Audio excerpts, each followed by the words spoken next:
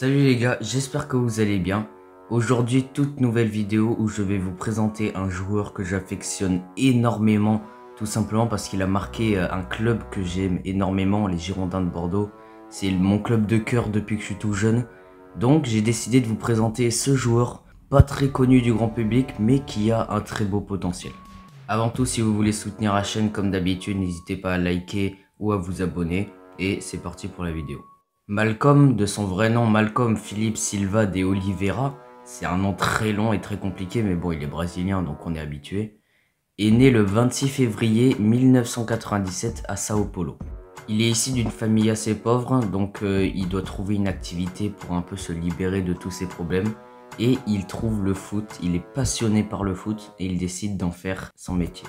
Il sera formé au FC Corinthians au Brésil jusqu'en 2014 et il aura entamé cette même année sa carrière professionnelle au FC Corinthians.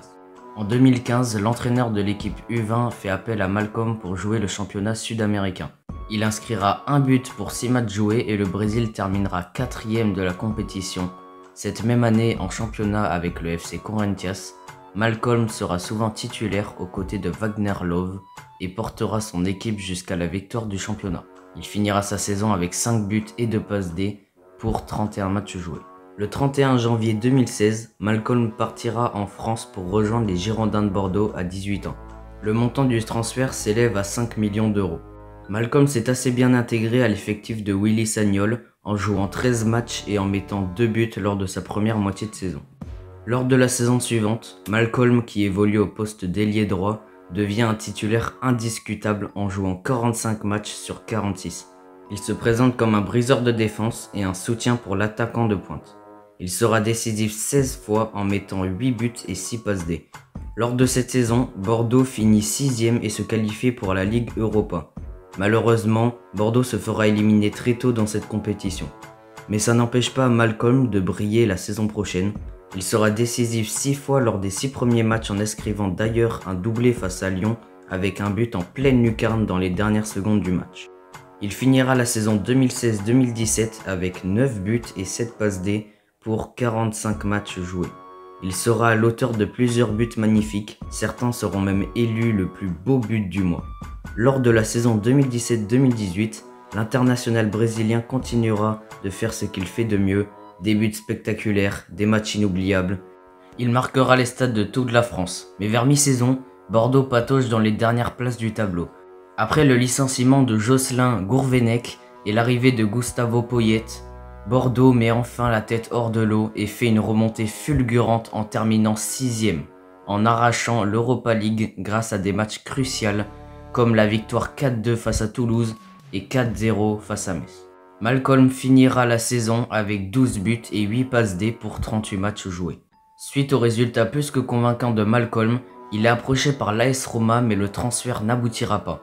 C'est finalement le FC Barcelone qui viendra le chercher au Marinés Blanc pour 41 millions d'euros et une clause libératoire s'élevant à 180 millions d'euros. Mais malgré le contrat de 5 ans offert par les Catalans, Malcolm aura du mal à s'adapter et ne jouera que une saison.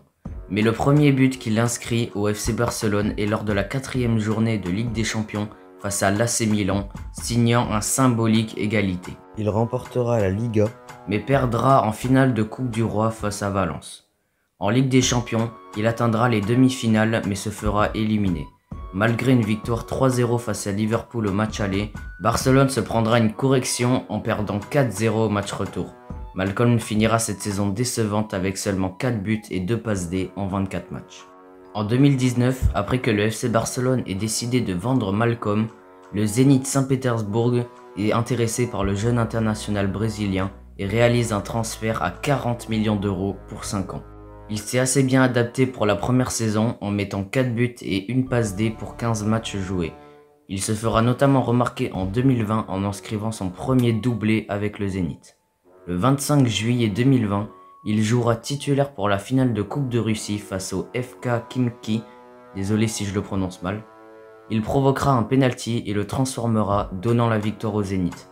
Il sera le seul marqueur de cette finale. Il fera une bonne saison 2020-2021 en inscrivant 3 buts et 3 passes décisives pour 25 matchs joués.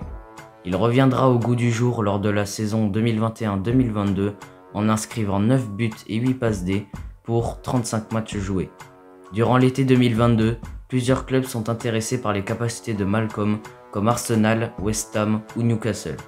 Mais il décidera de prolonger au Zénith Saint-Pétersbourg jusqu'en 2027, malgré les conditions exceptionnelles de l'UEFA concernant l'envahissement de l'Ukraine par la Russie. Il signera une magnifique saison 2022-2023 en inscrivant 26 buts et 9 passes décisives pour 35 matchs joués. Une très belle saison qui pourrait le remettre sur le devant de la scène dans les années à venir. Il a obtenu la nationalité russe cette année, donc il pourra faire des matchs avec l'équipe de la Russie. Pour le bilan de la carrière complète de Malcolm, à seulement 26 ans, Malcolm a inscrit 75 buts et a effectué 42 passes décisives en 313 matchs.